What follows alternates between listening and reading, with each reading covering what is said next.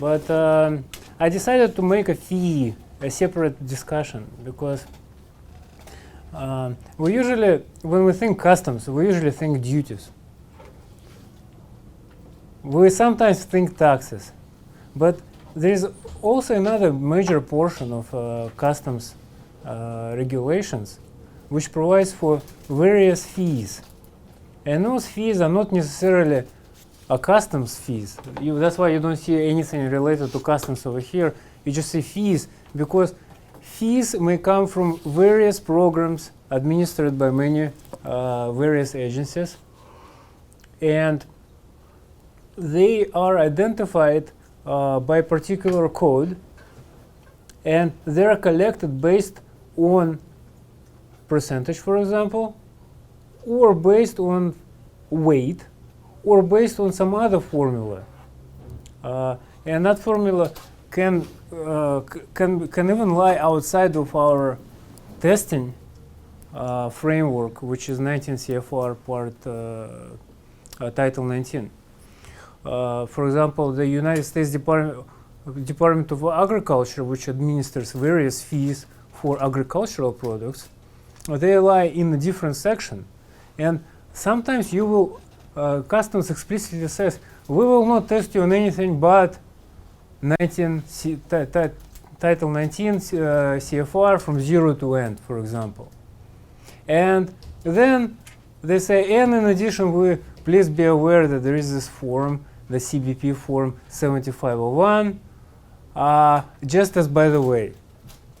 And there are instructions on that CBP form 7501, just as by the way.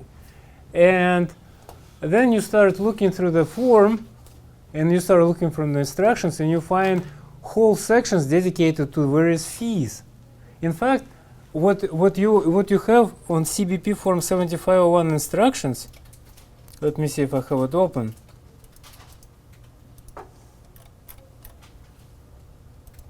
You have a whole section dedicated to various fee codes.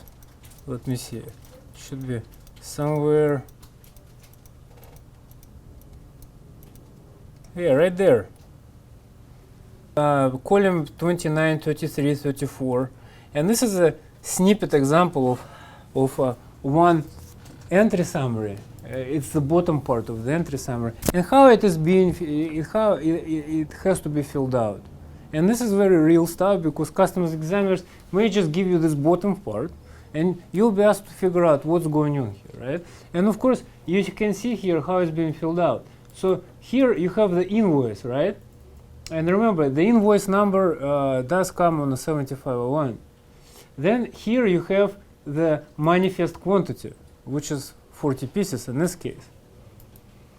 And here you have description of merchandise, as you must, and HTS US number. Then you have a gross weight and the net quantity, which you do not need to declare because it is dutiable based on value 3%. You have charges, you have relationship, which is related, and then you have here merchandise processing fee.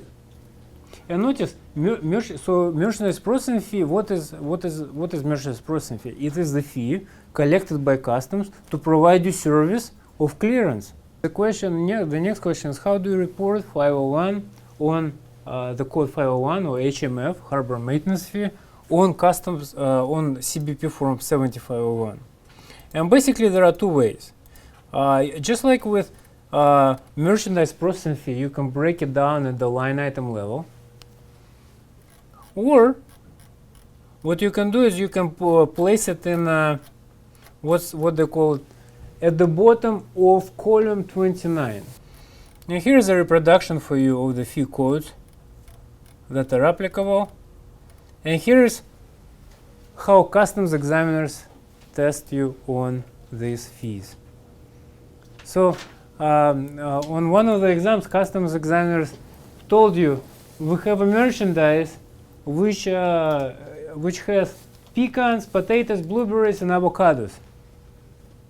Great. And then they say, and plus they're subject to anti-dumping. Great. and what are the fees that are applicable? And they just throw you with a bunch of numbers. So how do you reason through this? When you pay something to customs, it's kind of fair. You give your money to one agency, and let's say you paid more money than you were supposed to. Let's say you owed only $100, but you paid $500. Which happens? You have invoice inconsistencies. You're not, if you are the customs broker, you're dealing with papers. You're not actually looking at the container itself. And then the warehouse guy comes in, or you get a different message, and oops, this is different. Or let's say the value changed, or the duty changed. The things happen. So naturally, you go back to customs and you say, customs, give me the money back.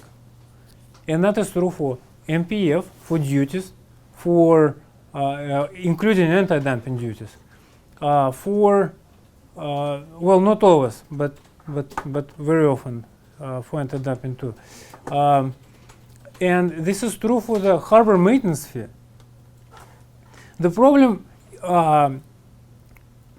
is and has come up on the exam in case of a cotton fee, because if you pay something, let's say I have my jacket is cotton, made from upland cotton. I think it's Egyptian upland cotton. There are various types of cottons, right? And if it is a cotton, I am automatically assessed certain percentage based on weight, or certain proportion based on weight of the cotton fee. So let's say, it's based on, maybe based on weight, based on weight, it may be based on value. I have to look it up. But those provisions are, those guidelines, those fee assessment guidelines, they are established by United States Department of Agriculture, not US Customs, not CBP. So if I come to the CBP saying, guys, I paid too much for the cotton fee, can you give me some money back? Customs say, no, you're talking to the wrong guys. We collect money, but we don't give them back to you. You have to go to the United States Department of Agriculture, where that has its own special rules, provisions to get this fee back.